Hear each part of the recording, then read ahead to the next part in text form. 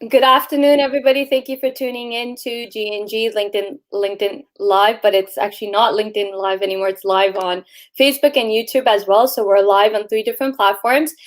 Hope everybody had a great Thanksgiving weekend. And if you were in Toronto, Peel, or York, which I just learned from Gil, then yes, it was a very quiet Thanksgiving sitting at home. But today we have a great topic. We've got on a special guest, Kadeen Cooper, who is a career transition coach, but interesting background. She used to be in HR.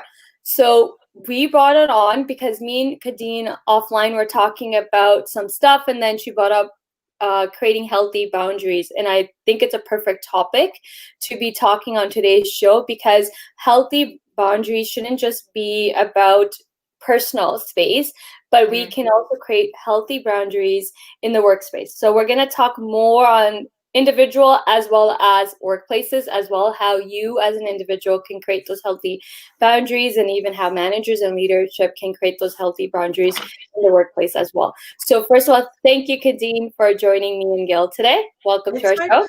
My pleasure. Thanks so much for having me. You are welcome. Do you want to give everybody a little intro about yourself?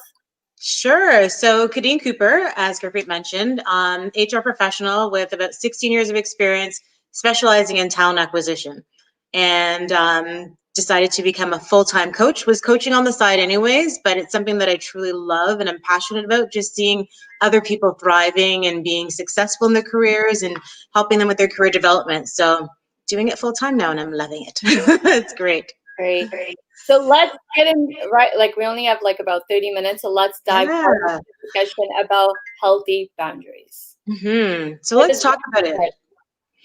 It's super important. I think for a lot of people, when they think about healthy boundaries, I don't know, for myself personally, Gurpreet, it's been something that you never heard about. You heard about, your personal space per se, but an actual boundary, how to set it and how to draw that line. It's so important for yourself, for your own protection. So for an example, if you have something that's not serving you, workplace environment that's not serving you, toxic environment, once you set the boundary of what is for you and what is not for you, people have to respect it. I mean, you may get some flack in the beginning initially, but it's good to set it in the onset of the beginning of the relationship, so people know, right? People know exactly how to treat you and how not to treat you. So it sounds like it takes some courage to do that, though, right? I mean, especially at the beginning of the relationship, when you're starting in a new organization, when you're meeting new peers, you're trying to impress everybody. You don't want to be the one, most people don't want to be the one who says no or that kind of thing early on. So how does a person then muster that courage to be able to do that, to set those boundaries? Bless you. Thank you. Sorry.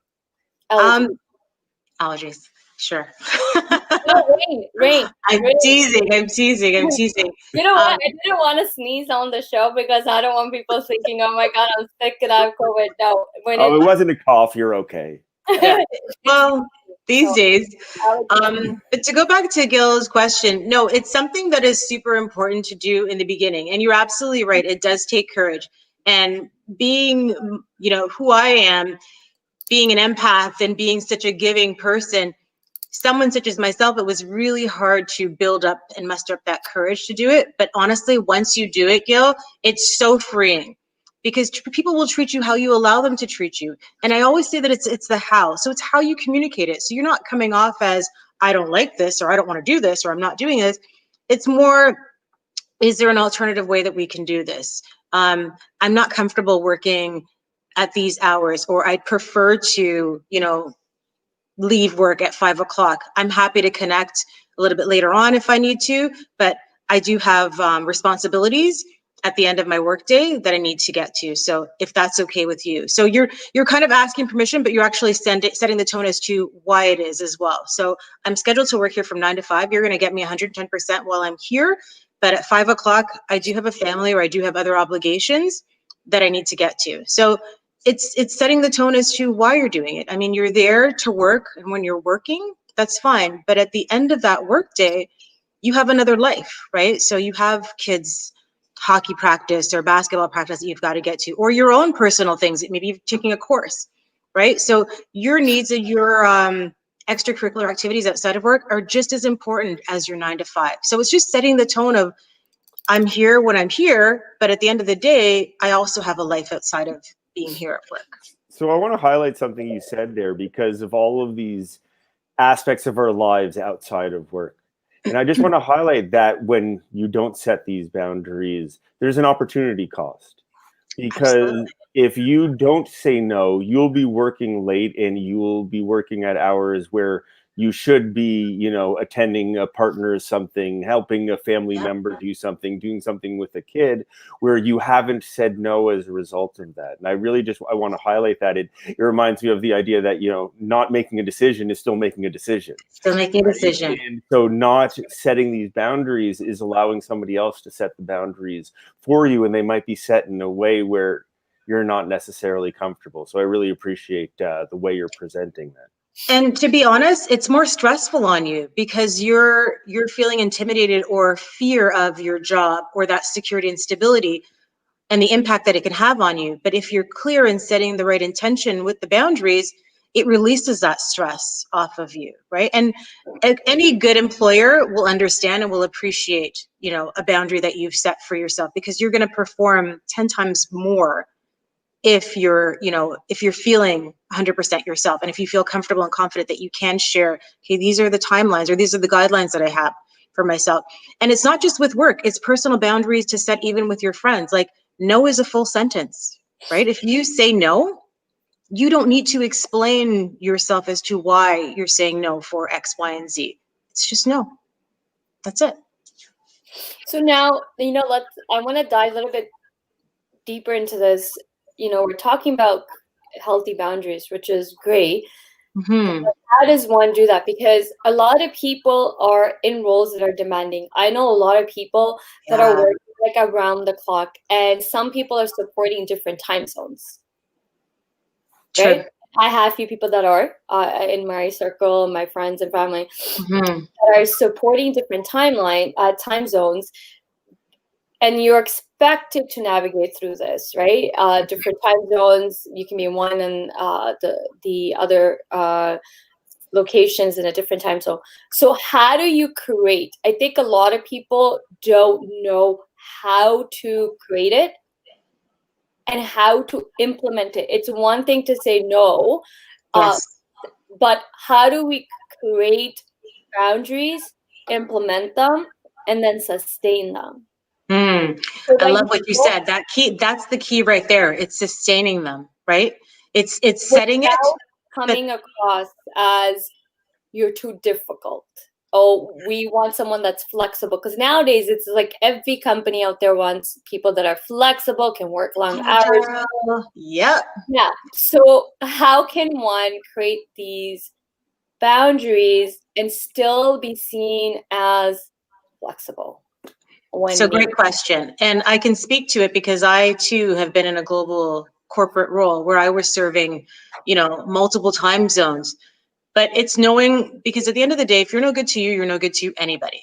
So I had to kind of leverage my schedule or work my schedule in a way where I was setting time blocks. So for example, if I was going to be serving Calgary and Alberta, and there were different time zones, so I would either start my day a little bit later, and I would communicate that, okay, so today I'm going to be working on, or I'm working and supporting this time zone, so I'm going to start my day a little bit later, or I'm going to end my day a little bit earlier because of the time zone that I have to connect with in the morning. So it's up to you, and employers are hiring you as a professional.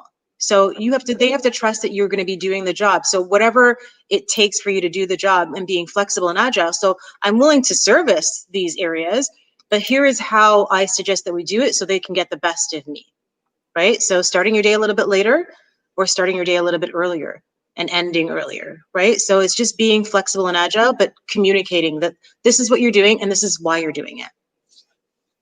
You mentioned at the beginning to do this early on, to do this at the start of the relationship. And I think that's obviously very wise, very sound advice. Do you have any advice, though, for some people who are already in the midst of it? Because obviously you want to do it at the beginning because it's easier and it makes more sense to do that. But some people are in a bit more of a difficult situation where they find themselves months or years deep in a role where they didn't have that bravery to set the boundaries previously, and now they're suffering. And now, despite the fact that we know that setting the boundaries will benefit them, there's an uncertainty, there's a fear, there's a you don't want to rock the boat. So what advice do you have for people who are in that position, who you want them to find a better place, but it's hard to do so when you've boiled the frog already? Yeah, no, and that's a great question, Gil. So what I would definitely recommend is write it down. Write down the boundaries that you would like to set. What is the impact if you do not set these boundaries? Because this will help you to articulate when you're going to speak to your manager or your supervisor. So times are changing, right? Especially now with this challenging time that we're in. So your lifestyle has changed. I have 3 kids. My kids are now all here doing, distance learning. So the boundaries have to be a little bit different. I've had to be a little bit flexible. Luckily now I'm working for myself, so it's a little bit different. But even that to say, I've had to set boundaries with them to say, okay, between this time frame, you can't come into mom's office because I'm either on a live or I'm on a call, and there's a lot of confidential conversations that are happening.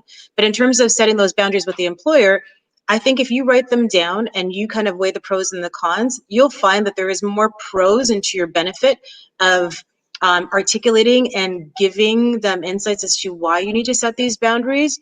9 times out of 10, they will. I mean, you may get a little bit of flack and pushback, but the fact that you have it written down and you actually thought it through, I think will help you to build up that confidence that you need to address it. So you're not going to go in there just randomly and say, okay, this is the boundary I need right now, but you're going to think it through and figure out a way of the win for the employer as well. So I'm setting this boundary, but it's not going to impact my job or my role. So go with the solution. So I was going to say this, I think more than ever right now with the pandemic, so many people are working long hours.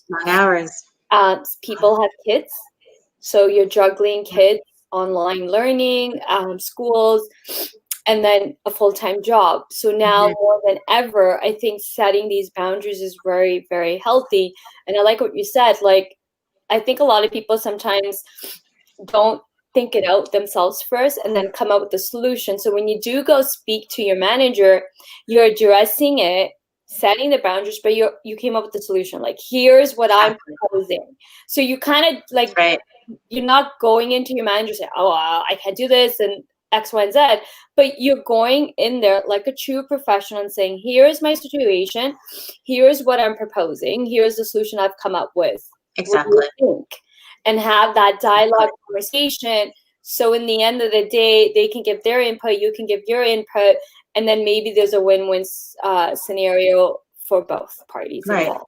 And like you said, it's a dialogue, right? Here's what I'm proposing that we do. Maybe we try it out for a month, right? Or a couple weeks and see how it's working. And then let's regroup to see if it's had any impact, whether negative or positive, on productivity or on my performance. But I think you're doing yourself more of a disservice by not vocalizing the boundary or whatever is no longer conducive to you.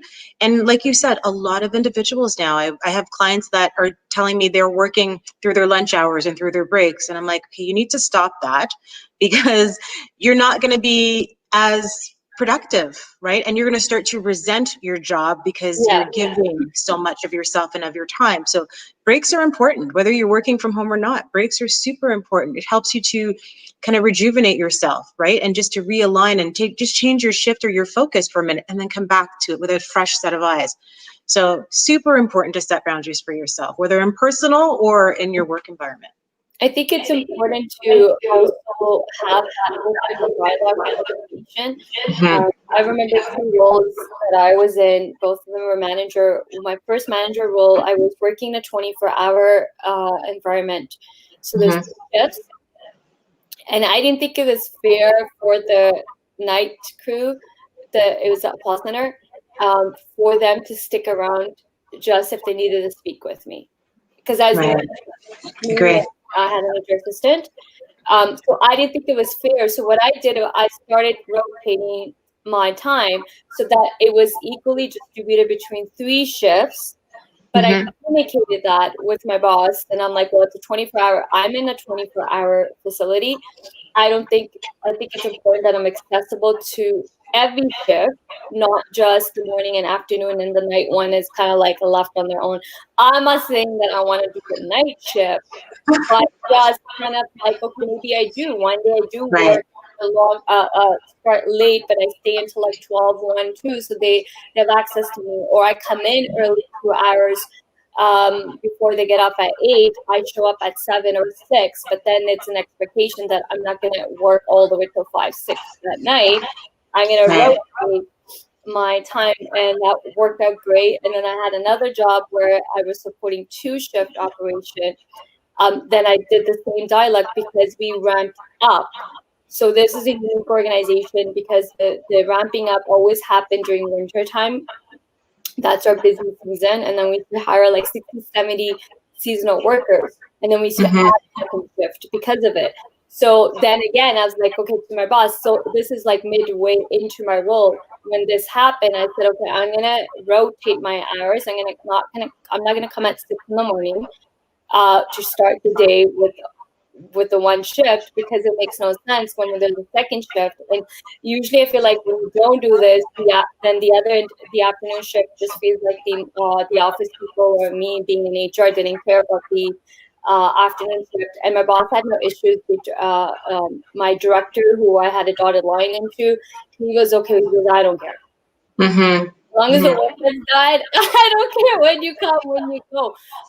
That was probably one of the best work environments I've ever worked in, where nobody cared when you came. Even my boss just get the job done, right? As long as you get the job done, I'm like, that's a great attitude. As long as the work gets done, Exactly. Why how it gets done and why we're putting these time frames, unless it needs to be. But I created those dialogues in the set, but I came with a sound solution saying, hey, this is why I'm gonna do it. This is how it makes sense. But the impact on the employees having HR accessible during their time shift, coming early to talk to me, I'm being accessible to them. Exactly. But I just want to go back for a second to what, Gil was saying. Great point too. And how do you do it in the beginning? And as you were speaking, Gurpreet, I was thinking about it. And while you're in the honeymoon stage, the 2-3 months into the role, this is a time where you're kind of assessing the company, the culture.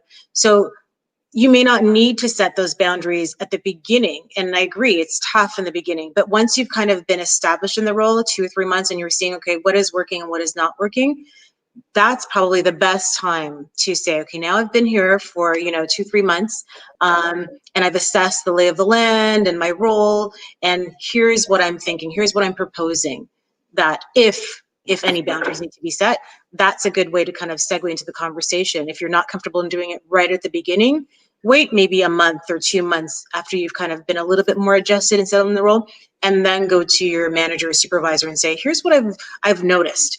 Or here's what I'd recommend or suggest, right? So you're going in with your observation and also the solution as to, why you think there should be some kind of a boundary or a shift. So you're kind of going in with what you've observed during the time. So they've hired you as a professional to do a job. They need to trust that you're going to do the job and that you're also going to make recommendations or suggestions that will make you do your job better, right? I appreciate that also, because it gives you an opportunity to get to know your manager better, get to know the opportunity to know how to present it to them, to earn that trust with them around that, without you're not just coming in week 1 saying, okay, these are all the terrible things, but coming in and saying, you know what, okay, after a month or 2, this is what I've observed. Like you said, you hired me to be a professional to do the job. These are the things that can help us do it better. But after a month or 2, you've gotten to know your boss a little bit. You know how, when to present things more effectively. Yep, exactly. I'm highlighting a question which I think is great. It's coming from the audience, Robin. What happened if the employer had the actual job profile and after hiring you, asked you to do something else? This does happen. Yeah. So now, how do you create? It's funny, all 3 of us, well, 2 of us are HR, and I considered Gil HR, even though want to be incorrect. Okay, so all three of us have been in hiring situations. And I'm sure we've been in the situation where the role was presented one way, but then it turned into something else. Not to state that it was done, on purpose, but the need maybe shifted as the person came into the role. So now, how does one handle this situation to create, like, say, healthy boundaries? Like, you were hired to do X, but then the role kind of changed on you, and now there's some different expectations. So I think, and it does happen, unfortunately, more often than not, but I think it's the same type of approach. So I would kind of go in and look at, okay, this is what you hired me initially to do, and I'm happy and fine to do that because that's what I agreed to. But now these are the new additives or responsibilities that have been implemented as a result of my hiring. So first, I would want to know kind of why. Ask the question. Don't be afraid to ask the questions. Why? How you feel that it's changed or impacted you, especially if it was a huge left feeler that you didn't see coming. And again, it's the conversation and the dialogue. So now, as a result of these additives to my role, here's what I'm thinking, or here's what I'm proposing as a team, or as myself as an individual, how I can kind of adapt or add these new responsibilities to my plate or to my table. Just have the conversation. And again, if you write things down, you won't forget what you went in there for to say. You'll make sure that you get all your points across, but it helps you to build that confidence and be able to articulate what you've noticed. So you're kind of going in and weighing, okay, this is what I was originally hired for. These are the additives. So you might even be in a position where you can ask for additional money, compensation for it. But it's more than the compensation. It's the fact that you were hired for A and now you're being asked to do A, B, and C, and D, right? So putting it out on paper and saying, this is what I was originally hired for, and I'm fine to do that. And maybe it's a skill gap thing. So maybe now you're being asked to do something that maybe you're not 100% skilled for. So how can you then have the conversation to say, okay, how can I make sure that I'm performing at my max or at my capacity and capabilities with these additives that you've added? So again, it's just how you have that conversation. And I think writing it down before you go in to have the conversation is so key. It helps you to have the conversation, right? And to make sure that it's smooth. And it's also great having that conversation early because it sets the tone so that your role doesn't drift too far from what you were originally hired for. Or at least if it does drift, you're able to control it to a certain extent. So you say, okay, if we're changing it or if things need to be added, these are the things that serve me. These are the areas that are for me. And setting that tone early on. I have one question, because I think there are a lot of people who might not necessarily even realize that they're in the position that they should be setting different boundaries. So I'm curious if you have any red flags for us, sort of for the frogs who have been boiled, who don't realize, the parable of the boiled frog? So there are people who are sitting in very hot water right now, who don't necessarily realize it because they've been sitting it since they felt like it was cool. So what are some red flags for people to look out for in their own lives to recognize that, what, I do need to set a boundary, or there are certain boundaries in this relationship that aren't serving me? Listen and follow your gut.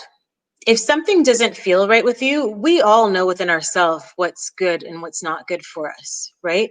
So follow your gut and your instinct. And even from the beginning of a relationship, I always tell my clients, as much as you're interviewing, like you're the interviewee, you're also the interviewer, because red flags can be displayed at the beginning of a relationship. So while you're on the phone with that HR professional, when you actually get invited in for the interview, when people show you, Maya Angelou has a quote, I love Maya Angelou, by the way, when people show you who they are, believe them, right? So there's never, and I mean, people can change, absolutely. Some people's behaviors are situational based, absolutely.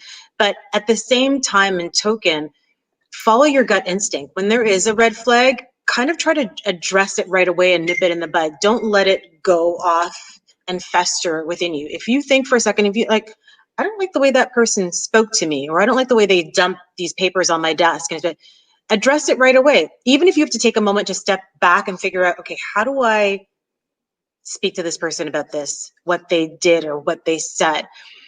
But not saying something and not addressing it has more harm and impact on you than you would believe, right? So it's just figuring out, you may not have to jump and say something, because once you say something, you can't take it back.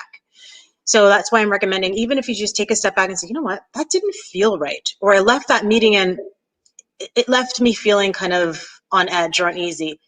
Think about it for a minute, gather yourself and your thoughts, but then address it. Because the longer you leave it, the worse the situation gets, and the more red flags are going to pop up in you and make yourself, more unhappy and uneasy in your role, in your situation. So take a moment to think about it, but definitely try to address those red flags. You know, while you guys are talking, I want to highlight something that this goes beyond just manager and employee situation. Setting healthy boundaries also means how you want to be treated, even Absolutely. by individuals. Don't be afraid. Like, I remember the situation one time, I don't know why I'm laughing, but it wasn't funny. I was working in manufacturing, and the company I worked for, our facility had 99% was all male. Mhm. All male. I was the only female on the management team, and there was only 2 other females in the facility. That's it. There's 3. So maybe 99%, 98%. Being a young individual and in a manager role, and then working on men in a manufacturing, was was not easy, but it was okay. It was good up until a situation happened where two different situations happened, where one, an employee came into my office to ask me out on a date. Mm. Second was a little bit more than this. Second was where individual started to a little bit flirt with me, and he's a team leader. To the point asked me out, then to the point where around Christmas came to my office to wish me happy holidays and stuff, but end up kissing me on the cheek, and I was like, what are you doing? Mm. What are you doing? So normally what happens, like, okay, so the reason I'm highlighting this is I want people to understand that you need to create healthy boundaries, even in situations like this. Don't be afraid to speak up. I right away told my boss, I'm like, here's a situation that's happened. It's a little bit been happening, but I've been trying to nip it in the butt. But here's a situation that just happened today. If it happens more, like anything happens today, like I've already addressed it. I don't want it to create a big scene out of it. And then I had to go tell the director of operations, my location, and then he was like, "You want me to talk to him?" I'm like, "No, I've addressed it, but I'm just making you aware of it, Right. in case something escalates, right? Something else happens, and it's not like you guys weren't not aware that I kept you in the dark. But like, these were 2. One was my boss, and the HR and the director of operations, somebody I was like a partner to run the facility with." But I was great. That I was fortunate enough to had that great support, but the individual never did it again. But again, I just want to highlight these things because as we're talking about healthy and creating healthy boundaries, it also means on how you want to be treated.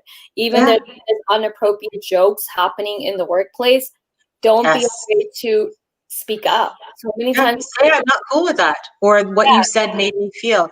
So here's the other thing that an older person told me once, and it's always stuck with me, is people treat you how you allow them to treat you.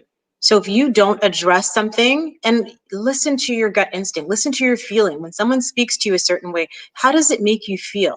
Does it leave you with the warms and fuzzies? It's not always going to be rainbow and butterflies every day. Absolutely not. But at the same time, we all know within us when something makes us feel good, when something makes us feel like, okay, wait a minute, that wasn't cool, right? Like you said, a bad joke, something that doesn't resonate with you. Well, don't be afraid to speak up, even if you have to take a moment, because some things will catch you off guard and you'll be like, I'll walk away and I'll think, what was that?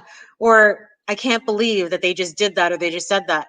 Once you gather yourself, don't be afraid to go back and address it. Some people are bold enough and can do it right away, right off, and just zip it in. But you know what? I don't appreciate the way you spoke to me. Please don't do that again. Speaking of that same company, we used to do stretches each shift. So it was all male. I don't know why HR was involved in it, and I didn't feel comfortable leading the stretches with all male. So eventually I indirectly kind of directed it, and I'm like, I'm not going to be leading these stretches. This should be led by the team leaders, not HR. And then directly from my boss, I'm the only female. And on top of that, I'm young. I'm not putting myself, like, I don't feel comfortable leading stretches for male.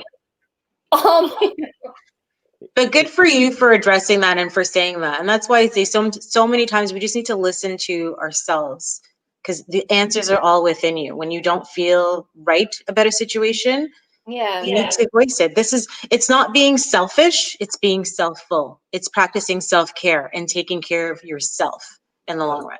As someone put it to me, you should expect what you accept. And I really like, Kadeen, what you said also about you don't have to say something immediately. And I think there's a certain amount of self-awareness there that something, when you're put in a certain situation, not everybody's capable of handling it immediately. And like you said, oftentimes it helps to write something down or to articulate your thoughts on paper prior to coming back to the person. And so I really appreciate what you're saying there about, having that self-awareness, know what works for me. How can I deal with the situation? Can I do it in the moment?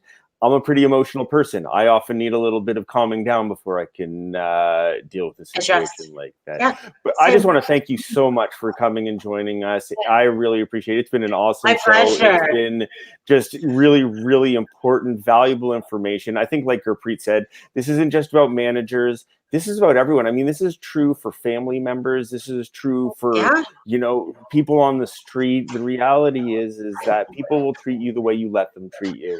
That's right. And that's why I really appreciate you bringing this topic to us. Thank you. Thank you so much for having me. No, it was a pleasure. And I look forward to future conversations too. The conversations continue, right? There's so many different topics we can address. We'll definitely have to have you on again soon. Yes. Awesome. Thank you so much, Kadeen, for joining us and covering a very, very, very topic, I think, especially right now during this pandemic. So thank you so much. Thank you, everyone, for tuning in. We will be back next Thursday. I do believe we have a guest, right? Yes, we do. Yeah, so we will have a guest, and we'll announce those details in the coming days. So tune in. So we will be back on Thursday at 12:30 with a different topic and another guest. So until then, keep safe, and we'll see you guys next Thursday. Bye. Awesome. Bye.